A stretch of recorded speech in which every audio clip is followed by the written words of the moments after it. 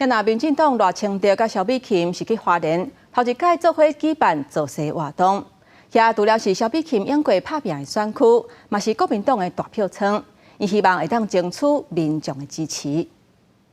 乡亲，各位老朋友。 话都还未讲煞，就去互欢呼声扛起。民进党副总统参选人萧美琴出席花莲竞选总部成立大会，伫奉献10年青春的这块土地，当作大选头一场复选上头先的起点。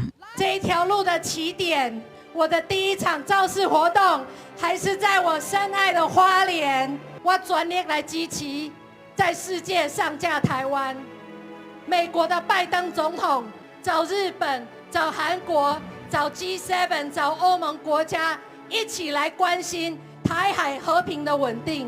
花莲政治版图长期拿比例较济，萧美琴伫遮长期拍拼，伫2016年创下民进党头一届伫花莲的选举得到超过一半选票的奇迹。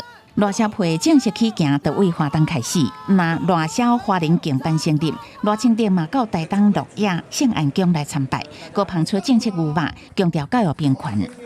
所有高中附近全部免学费啦，家庭总收入无到70万块啦。安尼囡仔吼，无论读公立的读私立的，政府一年补贴2万块啦，70万到90万中间，政府一年补贴15000块啦。 赖清德升路上任了后，会解决教育城乡差距问题。尾也搁伫台东竞总成立大会，强调赖萧两个人拢对国家有强烈的使命感，袂惊挖靠中国的老路。选前剩最后40多天，赖萧配伫讲花东拿赢的票仓，要伫艰难的选区拼赢。记者综合报道。